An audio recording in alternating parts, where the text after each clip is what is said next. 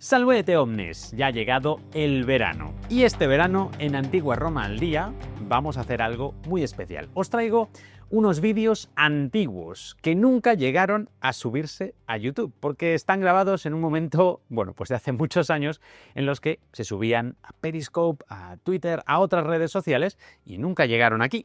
Y hace unos meses os pregunté si os apetecería verlos, y me dijisteis abrumadoramente que sí. Así que eso es lo que vamos a hacer. Este verano, cada 15 días, vais a tener un nuevo vídeo de esos antiguos de Antigua Roma al Día, en el que me vais a ver en lugares diferentes, en algunos que ya me habéis pedido y que, bueno, por supuesto, volveremos en un futuro, pero así estos vídeos no se pierden. Este verano, por tanto, cada 15 días un nuevo vídeo y a partir de septiembre volvemos con los vídeos que tengo preparados, que vais a alucinar porque he estado en algunos sitios espectaculares. Si os ha gustado el último, en el que nos íbamos a ver muy de cerca los mosaicos de la Olmeda, eso no es nada porque lo que viene es espectacular. Eso será a partir de septiembre, pero desde ahora, este verano, un nuevo vídeo de esos vídeos del cajón de Antigua Roma al Día. Y empezamos con el primero, muy interesante, en el que tengo una charla con Manuel León, de arqueogastronomía.com. Es una empresa especializada en recrear elementos de comida y de bebida de la Antigua Roma, y vamos a hablar con él de esto que tengo aquí, Flos Garum. El garum, ese condimento líquido tan famoso del mundo romano, pero que no creo que nos hayan contado demasiado bien, porque siempre nos han dicho que sabe mal, que es horroroso, y sin embargo, aquí tengo una recreación arqueológica de arqueogastronomía, que es la que tengo en mi cocina y que la uso cada día. Así que, sin más, os dejo con el vídeo. Me vais a ver en Oyaso, en Irún, hablando con Manuel León y, bueno, contando un poquito más sobre la gastronomía romana y sobre el garum. Vamos allá. Hola a todos, yo soy Néstor Marqués y hoy en Antigua Roma al Día hemos quedado con una persona que ahora os la presentaré para hablar de un tema muy interesante que es la gastronomía romana. Él es Manuel León Béjar. ¿Qué tal? ¿Cómo estamos? Muy buenas, ¿qué tal? Y con él, pues como os decía, vamos a hablar un poco de algunos de los productos que tenemos por aquí, que además son recreaciones, fieles recreaciones de lo que podían comer los romanos, ¿no? Exacto. Así que cuéntanos un poco, Manuel, si quieres empezamos por el vino, que es una de las bebidas más clásicas del mundo romano, ¿no? Incluso con el dios Baco, que tiene mucha relación incluso con la religión, con los ritos, no solo en gastronomía, sino también en rituales religiosos. En fin, el vino estaba presente en la vida romana a todos los niveles, ¿no? A todos los niveles, exactamente, a nivel económico, como excedente de producción, comercio. Hemos inferido mucho en la reconstrucción de algunos productos de carácter vitivinícola, infiriendo mucho en la puesta en valor de los procesos tecnológicos que se utilizaban y que se generaban en torno al vino, pero también hemos tenido en cuenta también la dimensión que tenía como canal de comunicación de carácter ritual entre los hombres y las mujeres, ¿no? Porque ¿de dónde sale? ¿Qué documentación tenemos de la antigua Roma que nos diga cómo se hacía el vino? Pues tenemos bastante documentación, sobre todo en manuales técnicos de agricultura, ¿no? Tenemos manuales técnicos, o sea, independientemente de toda la obra de Columela, extensísima y que fue declarada de utilidad pública hasta el siglo XIX, tenemos manuales que recogen todo ese saber no gastronómico también en época tardía, en el siglo IV, Palladio, tenemos la Geopónica, tenemos también obras de Plinio que describen también procesos tecnológicos en cuanto al vino, al aceite, es decir, hay una gran documentación de carácter técnica, por así decirlo, que lo es técnica de época romana. También, evidentemente, tenemos algunos textos medievales de apoyo que hacen una extracción bastante completa de estos textos de agrimensores romanos. Y por otro lado también tenemos algunos textos gastronómicos que nos sirven, digamos, para referenciar de base. Sí que es verdad que no los tomamos al pie de la letra porque han recibido muchas interpolaciones, sobre todo de los textos gastronómicos, como el libro de Recoquinaria de Apicios, ¿no? Donde hay una especie de reflejo también que hace incidencia en algunas producciones de carácter técnico, pero principalmente textos de agrimensores romanos, y también tenemos en cuenta hallazgos que se han encontrado en algunos casos, ¿no? Claro, ahora comentabas precisamente el tema de las fuentes, lo hemos hablado muchas veces, no encontramos la fuente original, encontramos la copia de una copia, y muchas veces esos amanuenses que copiaban incluso en la Edad Media, ¿no? En los textos muchas veces no tenían ni idea de lo que estaban copiando, y a veces se han podido producir errores, ¿no? Sí, Hemos visto en otros casos. Y hablabas ahora de restos arqueológicos. Entiendo que muchos yacimientos se han encontrado, sobre todo, recipientes de almacenamiento de vino. Estoy recordando ahora, por ejemplo, la villa de Boscorreale, que está enterrada por el Vesubio en el año 79, que tiene toda una zona de dolia que estaban llenas de la vendimia. Y estoy recordando, por ejemplo, una botella de vino del siglo III de Speyer, que conserva todavía el vino. No sé cómo sabrá eso, que está ahí dentro. Que todavía no tienes miedo por abrirla y por no. Sí. Bueno, ¿y qué vinos tenemos aquí? ¿Qué vinos habéis reproducido? Pues principalmente nos hemos centrado en vinos jóvenes. Hemos dejado, digamos, ahora estamos tratando de elaborar en lo que son vinos añejos, ¿no? Concretamente vinos de época tardía, ya en barrica de maderas resinosas, ¿no? Pero principalmente, digamos, estamos empezando y lo que hemos hecho es reproducir un Munsum, ¿vale? Un producto que está fermentado con especias, que lleva una fermentación con miel, y al final de la fermentación añadimos miel y después calentamos y reducimos para hacerlo más seguro y evitar refermentaciones, tal como apunta Columela en horno. Y después también reproducimos vinos condimentados, vinos condita y vinos artificial. La diferencia fundamental entre unos y otros es que el vino condimentado, al final, para evitar también refermentaciones, se juece, se reduce su actividad de agua, y el vino artificial recibe una maceración de distintos productos, ¿no?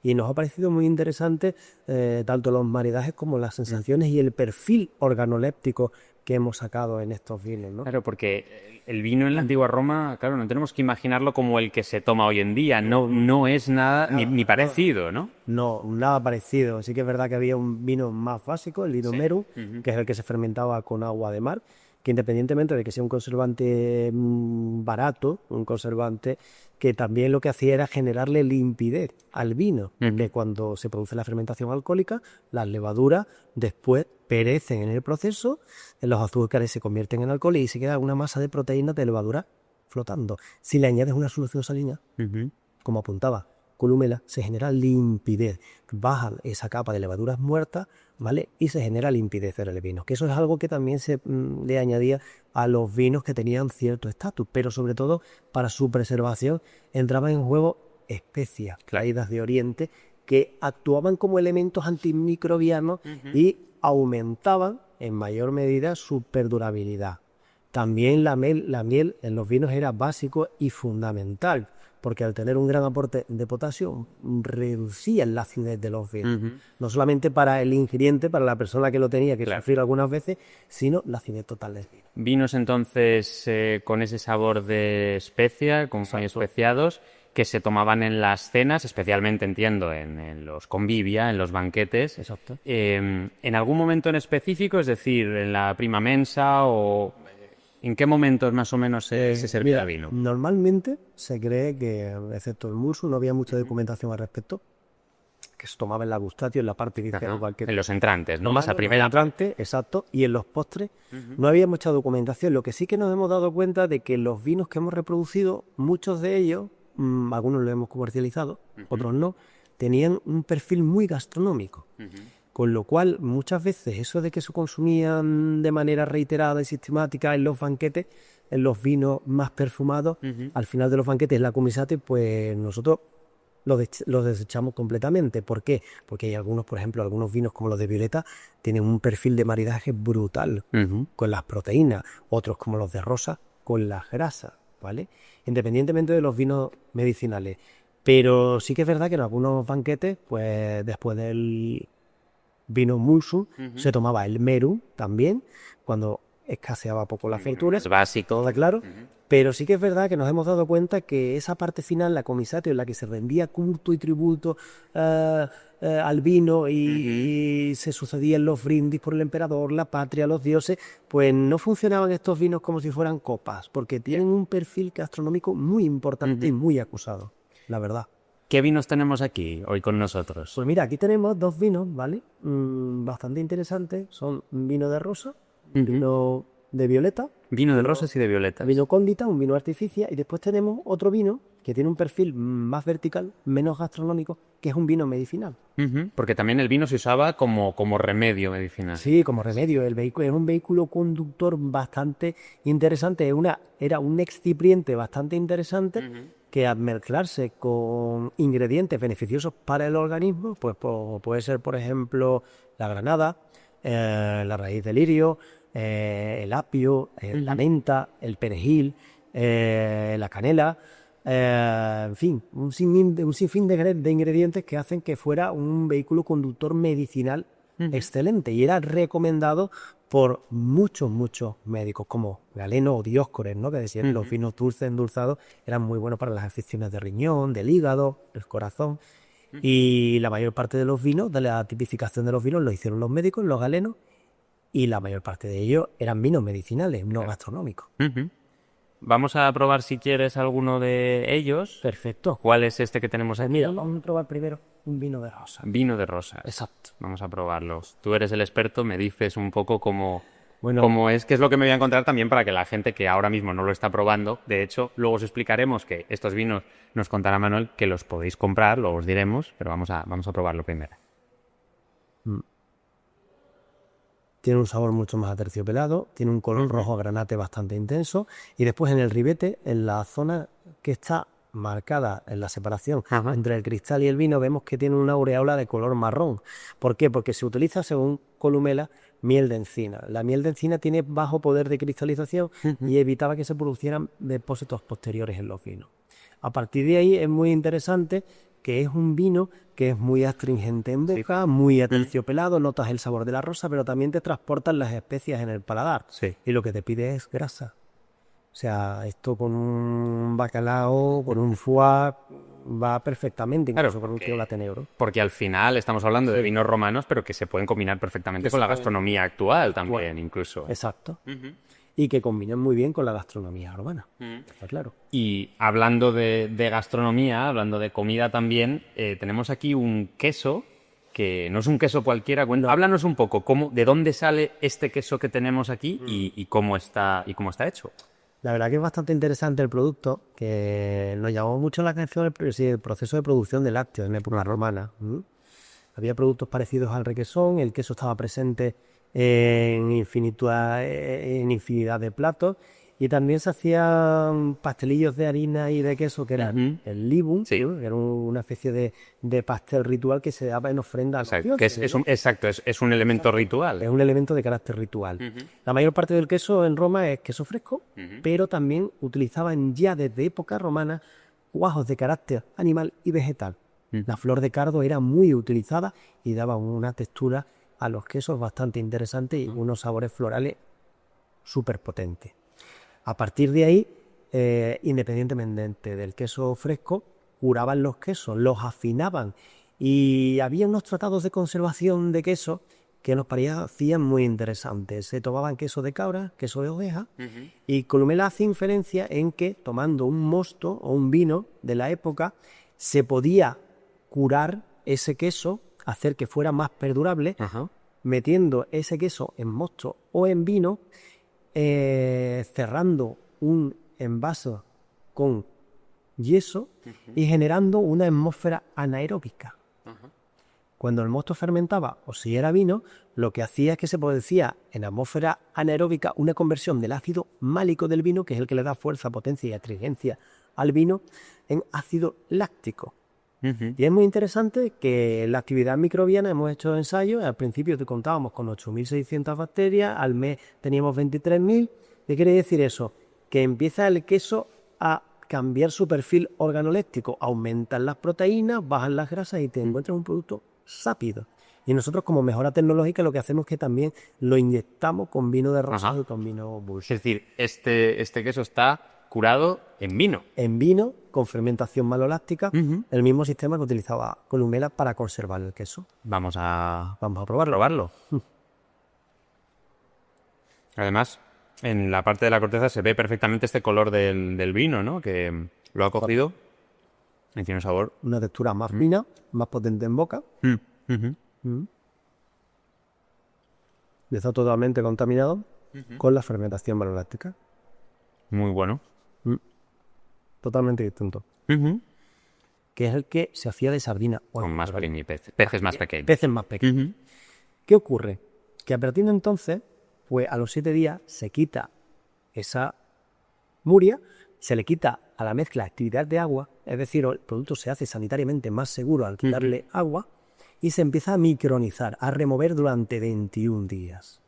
Y se forma una masa de hierbas aromáticas, tripas, sal, que es el ALEC.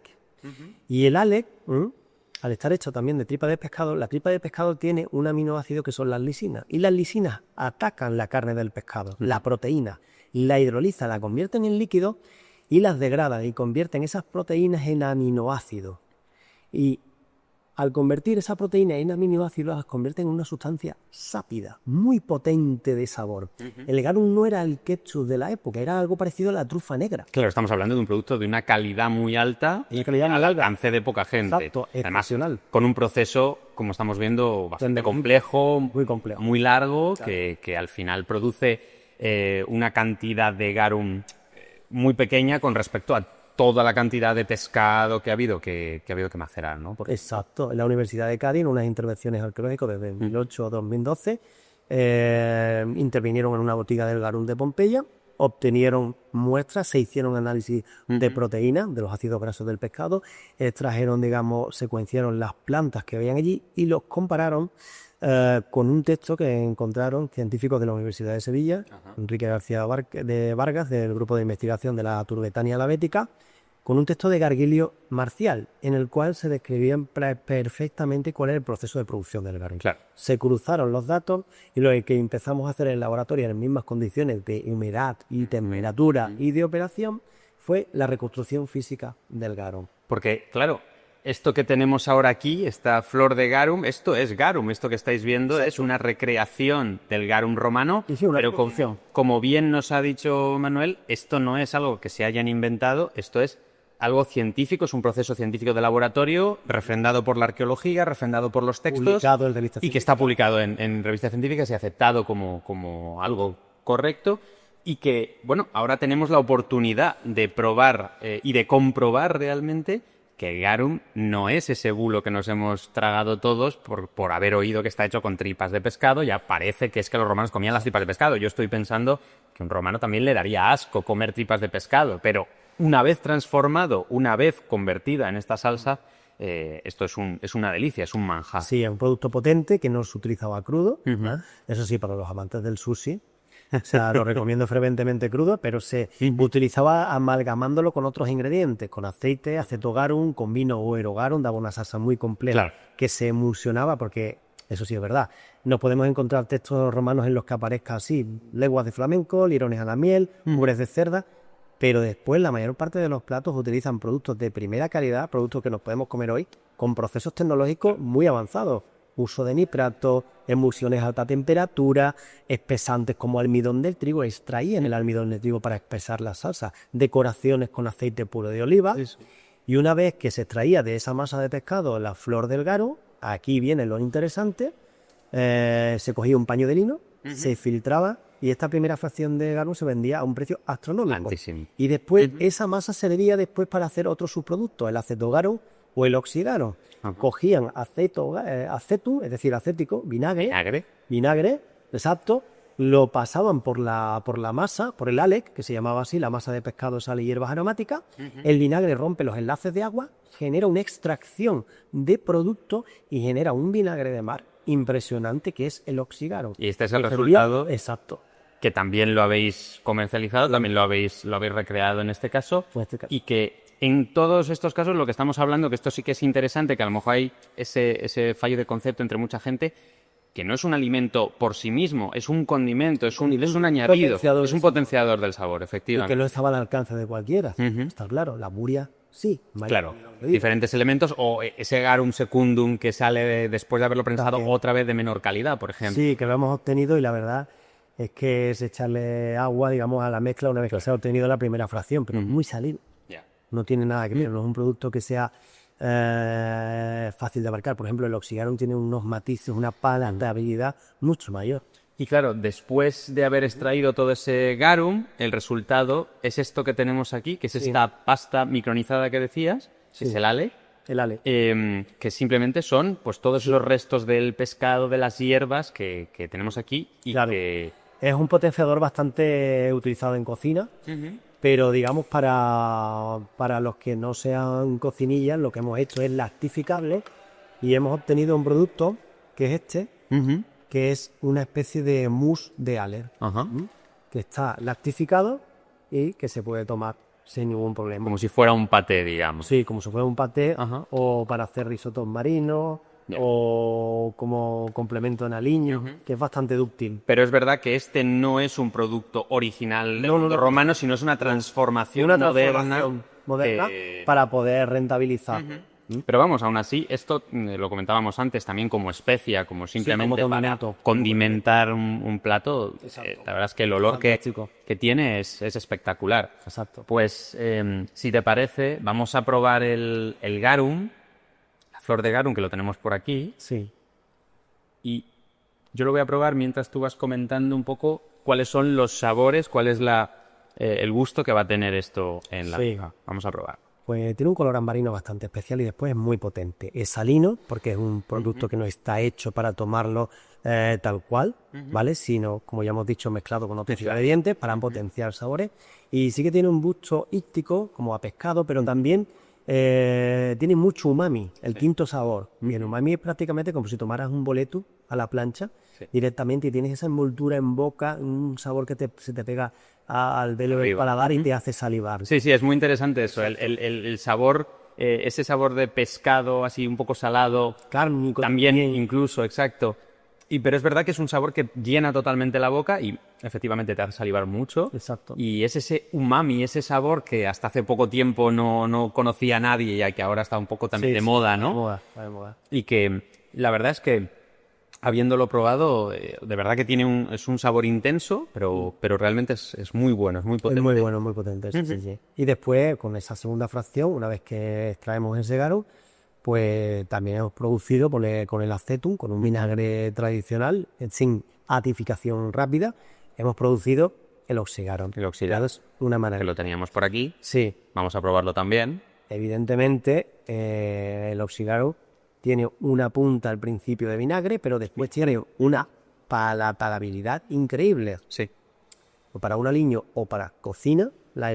Prácticamente de las 500 recetas que hay en el manual de Apicio, todos sabemos ya que no era cocinero, sino era una emergeta y que no era un libro que él escribió, sino que se fueron sumando una serie de tratados gastronómicos desde el siglo I al siglo VI.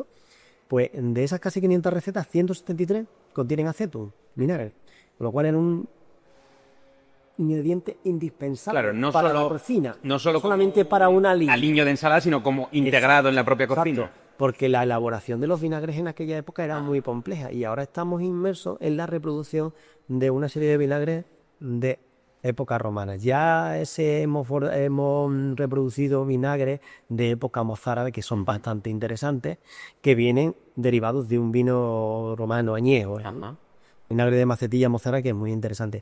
Y ahora hemos decidido reproducir vinagres de época romana. Tienen una estructura muy compleja Sí, sí. y muy frita. Es lo que yo estaba pensando ahora, ¿no? Que es lo que has dicho. Sí que sabe muy fuerte a vinagre al principio, pero es verdad que luego es un sabor más complejo, tiene más matices. En el momento que se utiliza para cocinar, esa punta amarga acética va limándose, se va desapareciendo y lo que queda es la palatabilidad, ese aumento de sabor, por lo cual el garum servía para cocinar durante todo el proceso y el oxigarum, el acetum, para conseguir determinados resultados prácticamente en el último tercio de preparación del plato.